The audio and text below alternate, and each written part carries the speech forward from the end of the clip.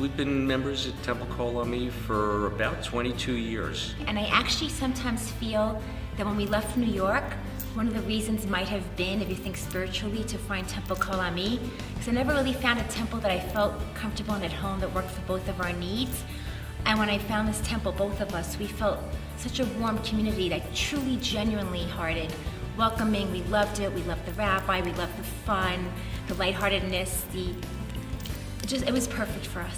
Dorothy and Michael Blaire are the kindest, sweetest individuals that have the biggest heart. They have impacted not only this congregation, but they have impacted my life and made it a better place and made me a better rabbi through the interactions that I've had with Dorothy as a teacher, Michael as past president of the congregation. They are fun, they're lighthearted, and they like to have a good time. And that is something that we have in common. It's been a lot of fun though. I was president after Phil Edelman, and then John Hauer and Lisa Elbogan followed me, and it has been such a wonderful transition. We really steered the ship through some very tough seas for a couple of years, and it's just so nice now to see us growing and just heading in the right direction. Every way you look, things, positive things are happening. Approximately 8 or 9 years ago, there was a crisis in the congregation, and they were, from what I'm told, hours away from closing the doors. And that's when a group of families led by Keith Miller and Lori Carmel stepped up and asked for 100 families to make contributions of $5,000 for 7 years, which was a most incredible ask. And 60 families, from what I'm told, stood up and stepped up. You need to make an investment into tzedakah and learning to give, and you need to make an investment into your congregation, because this is your home and this is your family. And for those 65 people who gave, this is their home, and they weren't going to lose their home. When we started, we were very Yeah. we were all young. We did not have a lot of money, and we put together an institution that I thought was glorious. But it always needs more money than comes in, and capital campaigns are one of the ways to do it. And we have had a number of capital campaigns across the years, and people have been hugely generous. But it still wasn't enough. And slowly and surely more families stepped up and joined with the Save the Temple families and contributed to the congregation. And ultimately, after about 5 years of this kind of support, Dorothy and Michael Blaire stepped up with the game changer of the $1 million gift. It's kind of surreal.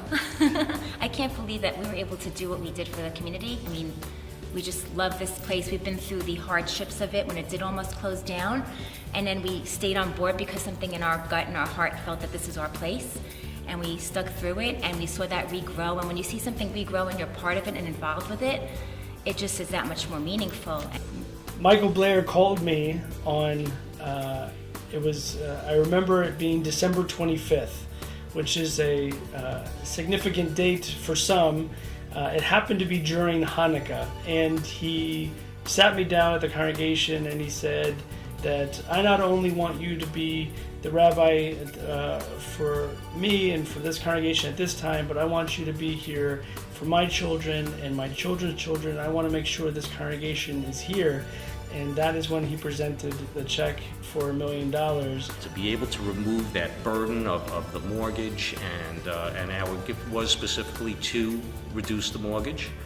I think it has certainly freed the congregation up to do bigger and better things. And I remember driving home, and there must have been 4 or 5 traffic lights between the temple and the home, and I remember getting to the first light and screaming out loud, "Oh my gosh, look what just happened." By the second light, I was crying with tears of joy, and the third light, just beside myself with what just happened. Was this real? I think it's a wonderful thing to be able to do that, to give that kind of money and to perpetuate something for your children and your grandchildren. Being part of the growth of Temple Kol Ami, being part of the process of getting us to the point where we can pay off the mortgage, where we can free ourselves of that weight. It's a wonderful feeling. It's like having a child that you know has grown up and is successful in the world. We had a goal from the very beginning to have so many kids in religious school at every grade and to have a congregation that flourishes. And hopefully it'll continue to flourish. And quite honestly, I'm proud of where we're at. You know what? You watch something grow over years. If it's worthwhile and valuable, it stays. And if it's not, it goes. Sometimes things that are valuable go, but this one seems to be continuing. Judaism evolves. I think that our rabbi really understands the modern age and can communicate on that level. I think that people are looking for constant ways to express themselves Jewishly, but maybe one generation's way isn't another generation's way, and so it evolves. And as it evolves, it grows, and as it grows, it becomes more robust, and that's what's happening at Temple Kol Ami, and I think that's a fabulous, wonderful thing. It makes me happy to sit back and watch the success.